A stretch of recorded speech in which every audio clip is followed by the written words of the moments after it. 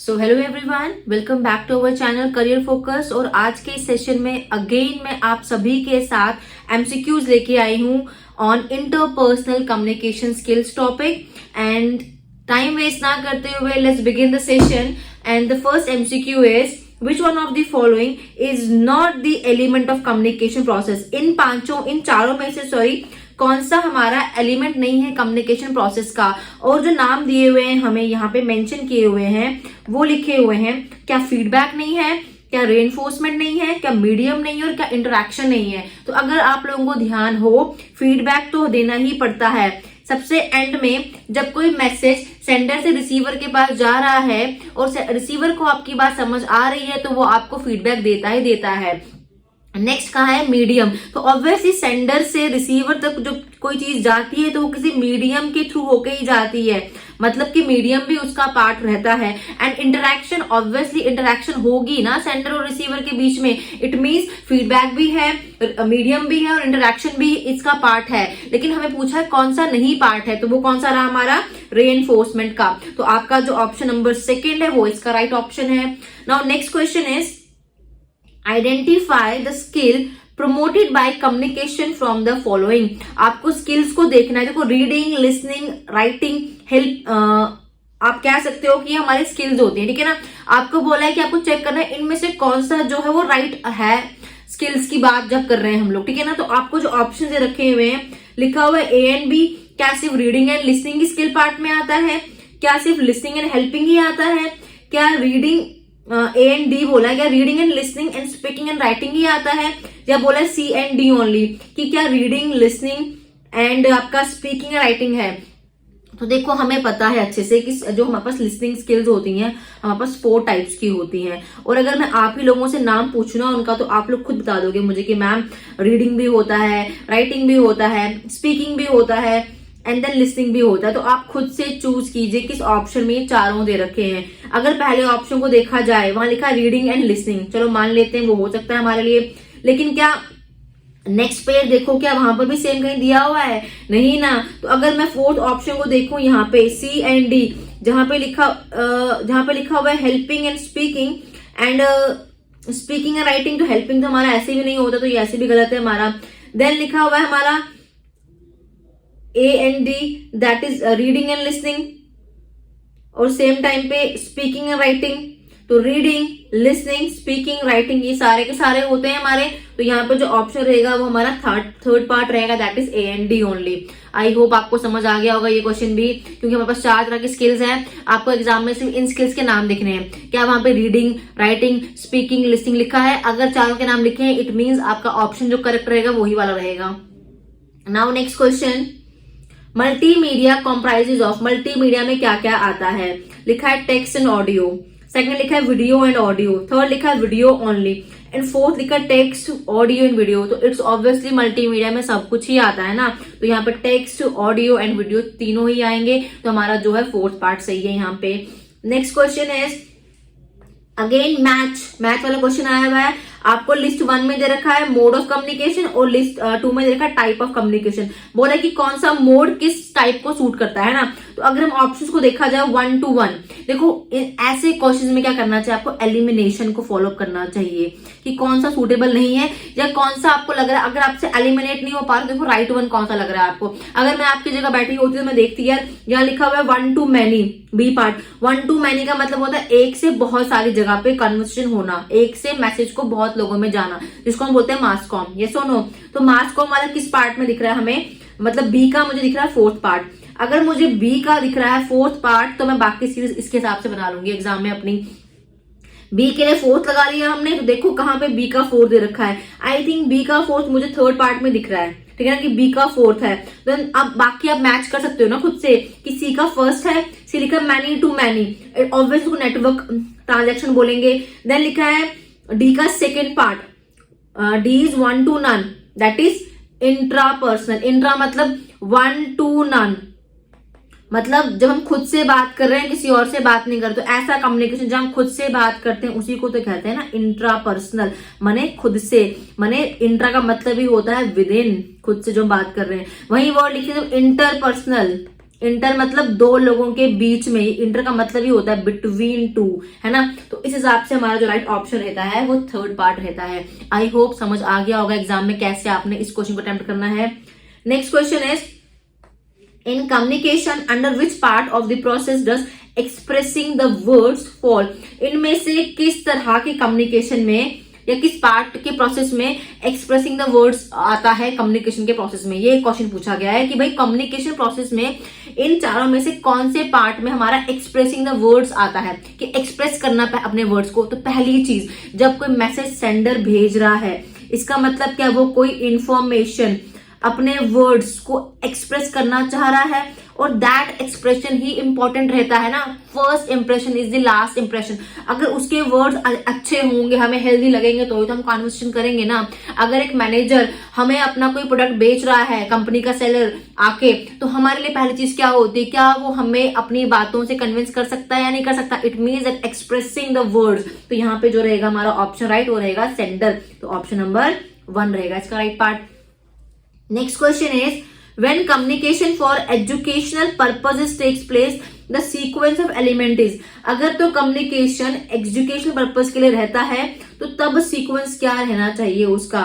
लिखा हुआ है source, encoder, decoder, feedback। choose the correct। एक में आपको दे रखा है A B C D, एक में B C D A, एक में C D A B और एक में D B A C। तो आप खुद से सोचो कि क्या चीज रहती है। पहले क्या होता है, एक सोर्स होना बहुत जरूरी है। सोर्स ने हमें मैसेज भेजा, मतलब एनकोड किया उसने कोई चीज, है ना। वो मैसेज किसी मीडियम के थ्रू कहाँ गया, रिसीवर के पास गया। रिसीवर ने उस मैसेज को क्या किया, समझ लिया ना, मतलब डिकोड किया। After decoding that message receiver ने क्या दिया होगा, भाई फीडबैक ही तो दिया होगा ना अपने सोर्स को जाके। इट मीन्स जहां जहां पे चीजें आ रही हैं, सोर्स आ रहा है हमारा ए पार्ट में आ रहा है, हमारा एनकोड आ रहा है हमारा बी पार्ट में आ रहा है, डिकोड आ रहा है हमारा यस हमारा सी पार्ट में आ रहा है। हमें मीडियम का नाम नहीं दिया हुआ है तो हम लिखेंगे भी नहीं उसको। यहाँ पे डी हमारे को बोला फीडबैक, तो वो भी आ रहा है हमारा। इट मीन्स हमारा ए बी सी डी जहां पर दिख रहा है सीक्वेंस बिल्कुल सही लिखा हुआ है, तो A B C D I think first part आपका सही आंसर होगा यहाँ पे। आई होप आपको समझ आ गया होगा। Next question, which one of the following is not a physical barrier to communication. इनमें से कौन सा फिजिकल बैरियर नहीं है किसी भी कम्युनिकेशन के होने में। नॉइस, यस नॉइस बैरियर है, चिल्लाना, पीछे से गाड़ियों का शोर आना, ठक ठक की आवाजें होना, है ना, तो ये हमारे लिए बैरियर का काम करता है। वही कहा इल हेल्थ, ऑब्वियसली अगर इंसान बीमार है तो बात कैसे करेगा आपके साथ, अगेन ये भी बैरियर का काम कर रहा है। इनविजिबिलिटी, जब हमें कंटेंट दिखेगा ही नहीं तो हमारे लिए वो इनविजिबल है, मतलब बैरियर ही है हमारे लिए कहीं ना कहीं। तो बच्चा क्या, वर्बलिज्म, वर्बल, जिसको आप वर्बल कम्युनिकेशन के नाम से भी तो जानते हो ना, और ये कम्युनिकेशन का इंपॉर्टेंट पार्ट है वर्बल, है ना। इट मींस आपका सेकंड पार्ट जो यहाँ पे बिल्कुल सही लिखा हुआ है। Next question, what do you mean by communication. भाई आप कम्युनिकेशन टर्म से समझते क्या हो। देखो बहुत ही बेसिक सा क्वेश्चन पूछा गया कि मीन ऑफ कम्युनिकेशन, हमारा फर्स्ट लेक्चर था इस पे ही, कि कम्युनिकेशन क्या होता है, ट्रांसफर होता है। किसका ट्रांसफर होता है भाई, इंफॉर्मेशन का होता है। कहां से कहां को होता है भाई, सेंडर से तो होता है रिसीवर को, विद और without the information being understood by the receiver लिखा है फर्स्ट पार्ट में। सेकंड लिखा है communication is the transfer of information from the sender to the receiver with the information being understood by the receiver. And third बोला है communication is the transfer of information from the receiver to sender. third तो ऐसे भी नहीं है भाई, information send कहां से होगी, sender से होगी ना, receiver तक जाएगी। लेकिन क्या होना चाहिए, वो information understood भी तो होनी चाहिए ना। तो यहाँ पे जो बी पार्ट दिया ना कि information being understood by the receiver, वो सही है। बिकॉज तभी कम्युनिकेशन कंप्लीट होगा जब सेंडर रिसीवर तक इन्फो दे रहा है और इन्फो समझ भी उसको आ रही है एग्जैक्ट वे में। तो यहाँ जो रहेगा हमारा, वो रहेगा हमारा सेकंड पार्ट राइट ऑप्शन, ठीक है। Next question is the key of effective listening by student in a classroom. ऐसे कौन सा जरिया है इफेक्टिव लिसनिंग का स्टूडेंट्स के लिए एक क्लासरूम टीचिंग में।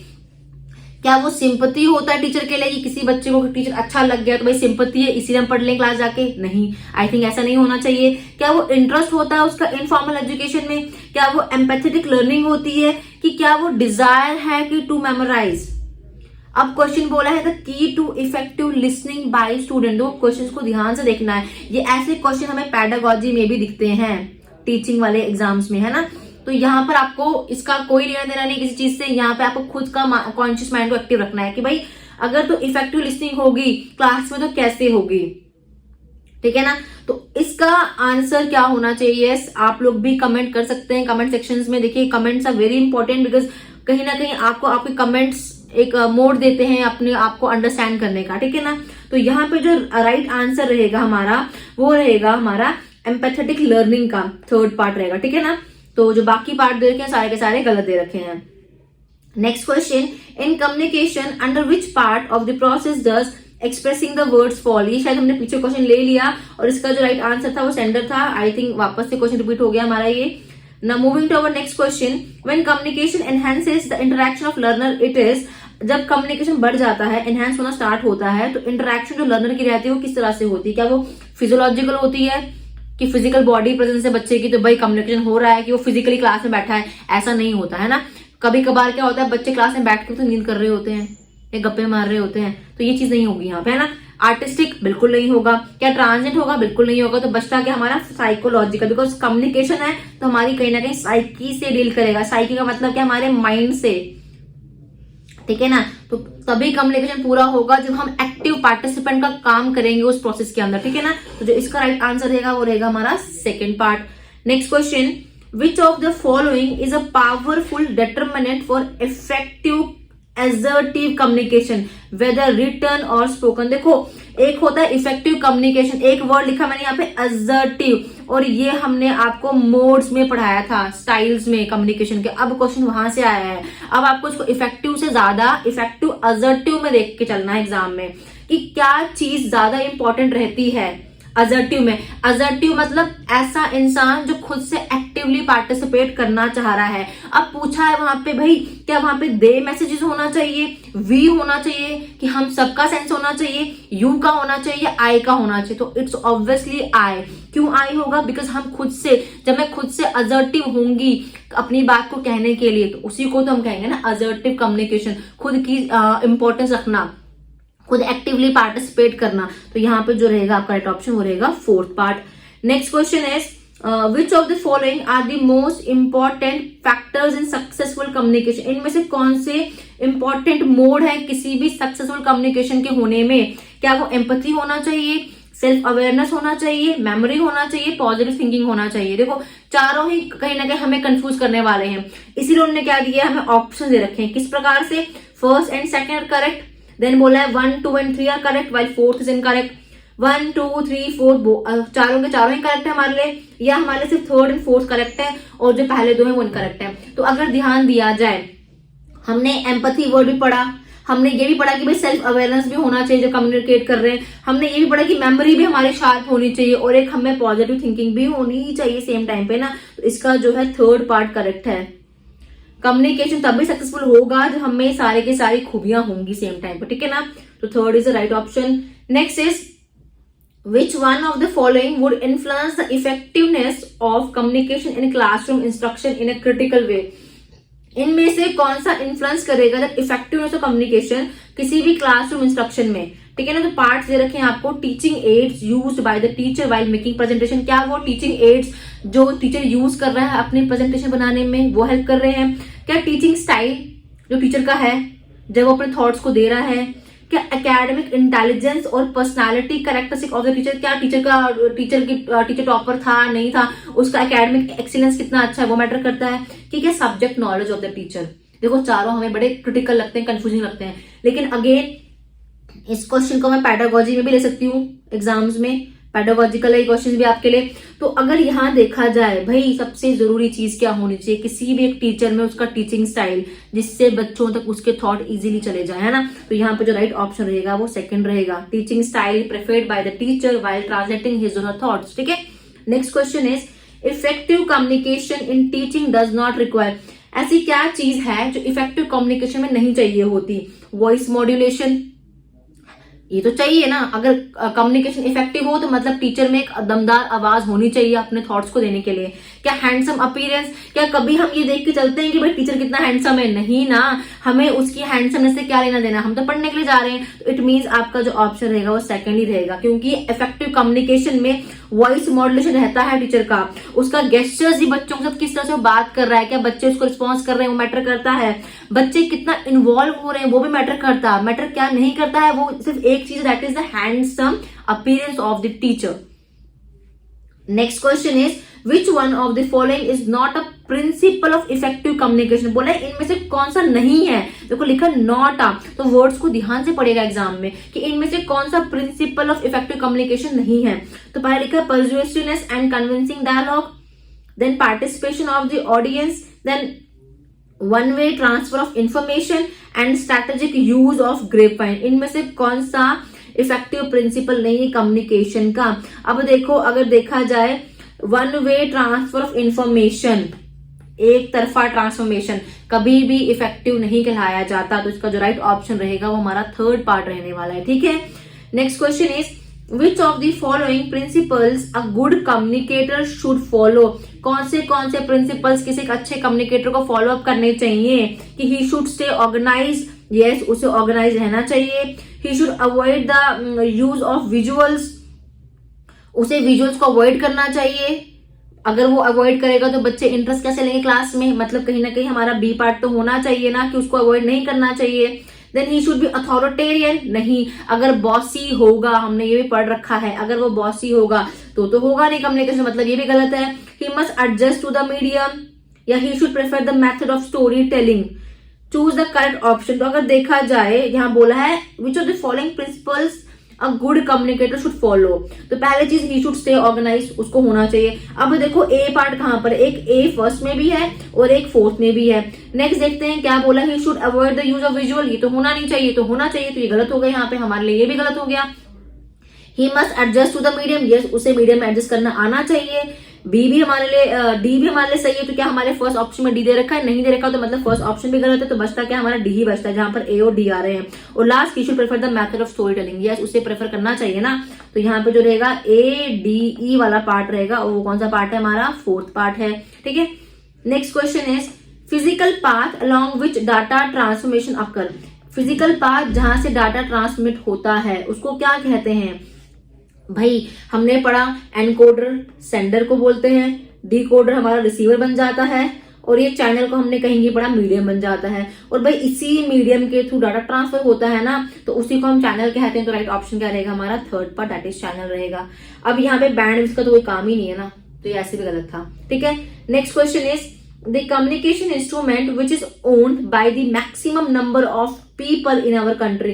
ऐसा कौन सा इंस्ट्रूमेंट है जो मैक्सिमम लोगों के पास हमारी कंट्री में रहता है। तो देखो कम्युनिकेशन है, मैंने टू वे प्रोसेस बात करने का ना, तो उसमें हमारा टीवी नहीं आता, रेडियो में भी नहीं आता, बिकॉज रेडियो टीवी हमारे लिए वन वे है, हम सिर्फ देखते हैं, वहां पे हम अपनी बात कह नहीं सकते सेम टाइम पे ना। सेम कंप्यूटर भी रहता है हमारे लिए, वहां पे हम टाइप करते हैं, अपनी बात कह नहीं सकते। तो बचता क्या हमारा मोबाइल फोन है, जिसके थ्रू हम बाकियों से बात करके अपनी बात भी कह लेते हैं। तो यहाँ पे जो राइट ऑप्शन रहेगा हमारा वो थर्ड पार्ट रहने वाला है। Next question is the positive impact of communication depend upon. Positive impact किसी भी कम्युनिकेशन का किस पे डिपेंड करता है, ऑप्शन दे रखे हैं आपको, acceptance of barrier, second planning बोला हुआ है, third sudden expression, fourth media selection and fifth is use of language. अब आपको इन पांचों को देख के एक पेयर को करेक्ट चूज करना है। तो देखो बैरियर को एक्सेप्ट करना चाहिए कि प्लानिंग करनी चाहिए हमने।